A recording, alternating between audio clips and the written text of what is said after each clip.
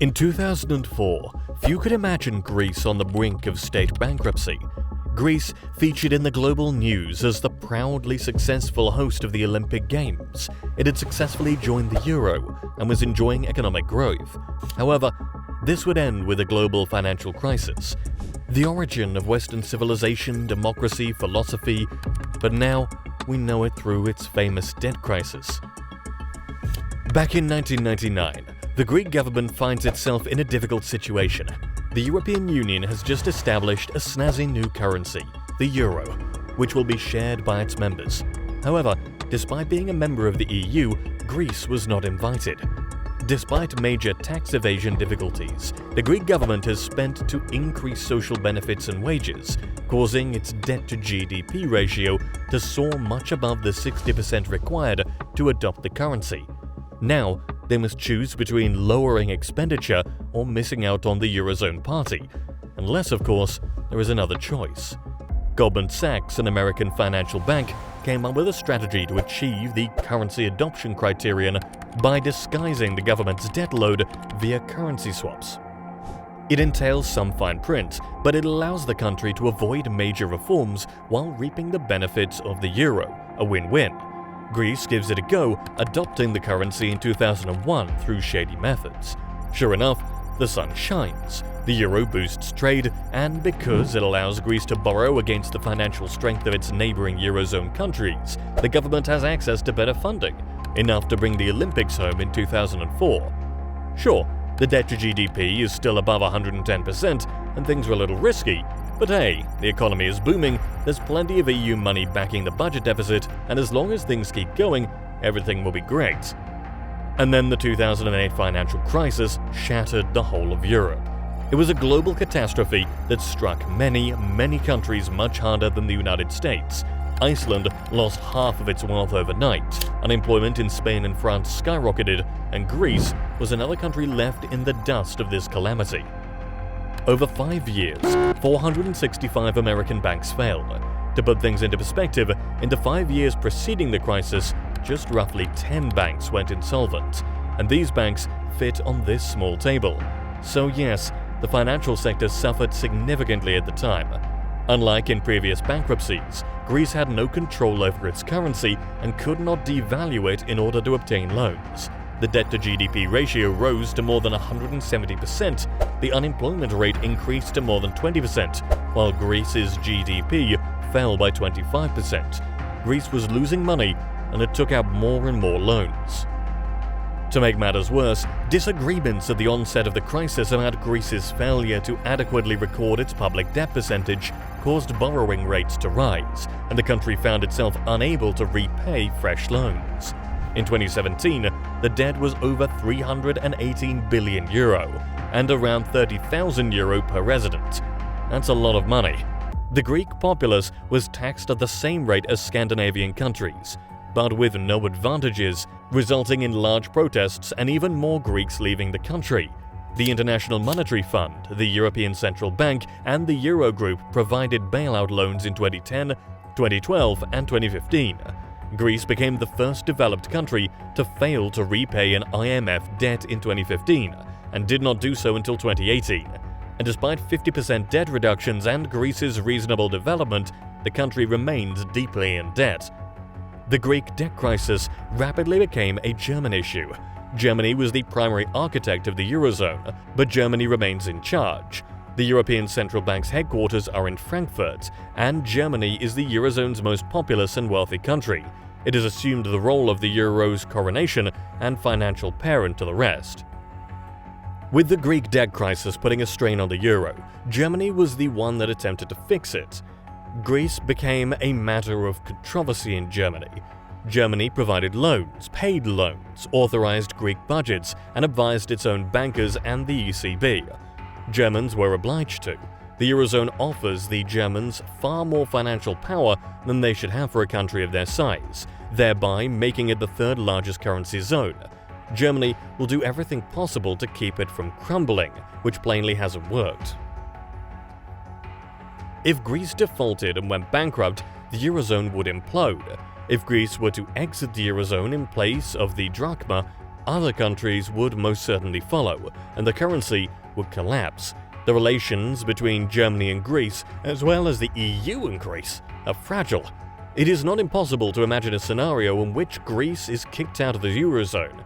What Greece still needs to keep the EU and Eurozone invested in it is what created the modern Greek state in the first place: its geographic location. Frankly, its location will have a greater impact on its future than the debt issue. Just a quick reminder that the central bank's principal purpose is not to promote economic growth, but rather to contain inflation. So, when faced with the choice of rescuing Spain and Greece from their economic crises or safeguarding the entire Eurozone from high inflation, the ECB opted for currency stability. The PIGS countries were left without the help of the ECB's magical printing press. Their only option was to continue printing fresh government bonds, which they did. Things were so acute in February 2012 that analysts at Citigroup coined the term Grexit, indicating what appeared to be the unavoidable outcome: Greece departing the Eurozone and returning to the drachma as its national currency. However, the Greeks will not be very happy of this. Here's a fascinating tidbit. In mid-2012, someone devised a strategy to escape the Eurozone. According to the preface, until recently, no one had considered what to do if the euro collapsed, at least publicly. This work was given the Wolfson Prize, which is regarded as the second coolest prize after the Nobel Prize. It is titled "Leaving the Euro: A Practical Guide." It serves as the roadmap not only for Greece, but also for any other country in a similar scenario, such as Portugal or Italy. Consider this: Italy, one of the 6 founders of the European Economic Community, is exiting the euro. The euro's credibility may have taken a massive hit. The situation was so severe that bookies reported their customers were lined up to bet on the Eurozone's demise before the end of 2012. Isn't it an accurate reflection of human nature? Amidst all the crises and wars, the globe transforms into a stage, and there we are, sitting in the audience with our popcorn, betting on the outcome of the calamity unfolding in front of us. Without a doubt, even if just a few countries opted to exit the euro, the European currency would still exist. However, this circumstance may have prompted additional countries to reconsider joining the Eurozone. Furthermore, in countries that previously used the euro, more people could have begun asking for a return to their own national currencies and a break with the European Central Bank's supervision. Even if Germany, Austria, the Netherlands, and a few other large countries continue to use the euro, the currency's reputation would have suffered significantly for quite some time. It would have been a massive shakeup.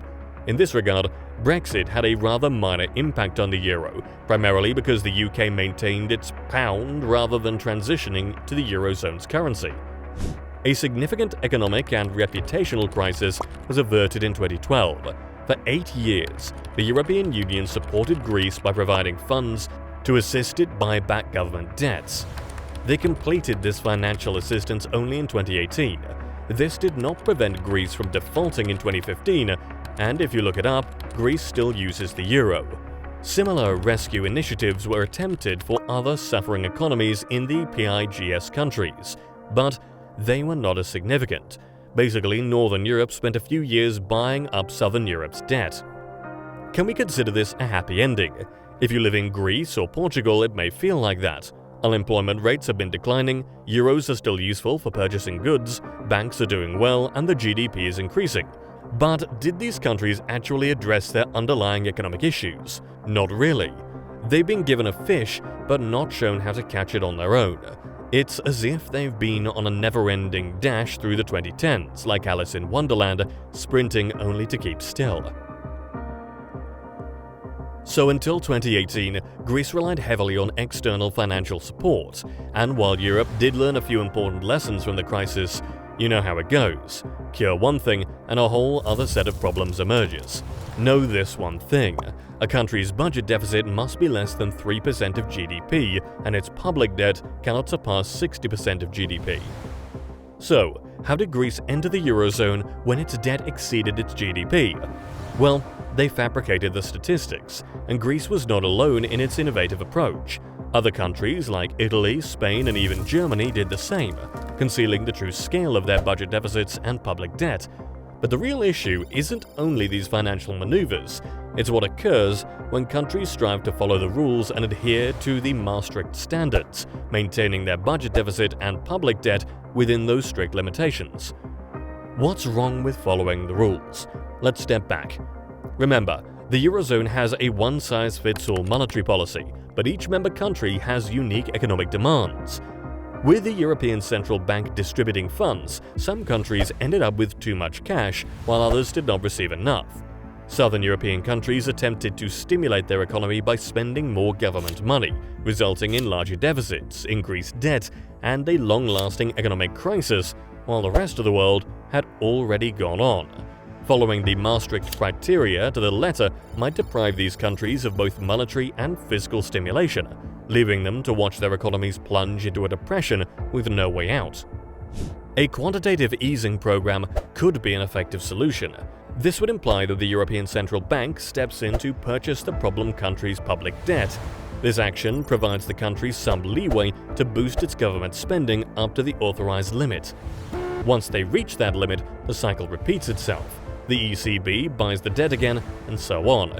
Until the recession is over, it's similar to what the ECB did for the PIGS countries in 2010, except this time they'd be proactively addressing the issue rather than reacting to a threatening default. So the Eurozone gone through the debt crisis without losing any of its members. The EU purchased some of the debts to prevent further debt escalation. They extended new loans to other countries, ensuring that they were more fiscally responsible this time. So while the debt remains high, it is no longer skyrocketing, and Greece is able to make payments. Furthermore, the crisis provided a valuable learning opportunity for European policymakers and economists. They're paying much closer attention to how countries manage their budgets now. To back this up, they established the European Financial Stability Facility. Sure, we can't say never again to another catastrophe, but if history repeats itself, Europe is far better prepared to deal with it than it was 15 years ago. Furthermore, unemployment rates have slowly declined, following a rise caused by the American mortgage crisis. Nonetheless, the currency union's long-standing challenges have not gone away. The PIGS countries remain at the top of the list in terms of public debt. GDP per capita in these countries continues to lag substantially behind the Eurozone's leaders. Interestingly, countries such as Latvia and Croatia, which may not be much more stable than Portugal when the next economic downturn strikes, have also joined the Eurozone. This is a textbook example of what occurs when you try to gather a team of players with varied skill levels to play under the same rules. The less vigorous economies simply cannot keep up with the rules established by the top performers. You may question why we bother with these low economies, repeatedly bailing them out and putting money into their economies. Some could argue that why not simply show them the door, either out of the Eurozone or the EU itself. However, there is one method to consider: keeping the EU together while abandoning the one-size-fits-all currency model. Consider a European multi-wallet system that enables quick and easy currency conversions within the Eurozone for both customers and corporations. This could help to avoid situations where Germany only needs a little boost, but Greece demands a large bailout. Countries might then customize their monetary policies to their specific needs. And today, Greece's service-based economy is facing three whirlwinds. One is the catastrophic debt problem caused by the Great Recession, which includes little control over its currency and hiding its initial debt. Two is Greece's demographic collapse, which is caused by its aging population or the brain drain. Three are the aggressive Turks adjacent to them, looking to take a chunk out of one or two Greek islands and seize the Greek maritime industry. Also, Greece has one of the highest poverty rates in the European Union. The minimum wage in Greece serves as a safety net for workers. Greece's minimum wage, like that of many other nations, is determined by factors such as general economic concerns, cost of living, inflation, labor market conditions, and social and political issues. Currently, the Greek economy remains 20% behind its 2007 high. Greece has faced challenges far worse than the 1929 US Great Depression. While the economic decline was similar, it continued longer. In 2007, Greece's GDP per capita was 3/4 that of the Eurozone. Today, it is slightly more than half. The effects of the crisis are everywhere. Core inflation, which measures changes in the cost of goods and services, remains high, keeping buying power extremely low. The standard of living has deteriorated, and both consumers and businesses have lost faith in the economy. Meanwhile, middle-class income taxes have climbed dramatically. Greece, with a population of 10.4 million, has experienced an unprecedented brain drain, losing more than 500,000 people in a decade. Since 2010, more than two-thirds of this brain drain, which consists primarily of university graduates and postgraduates, has migrated to other EU countries. The repercussions of recession and austerity, along with widespread distrust and disappointment with Greece's institutions and the democratic system in general, explain why so many Greeks choose to leave.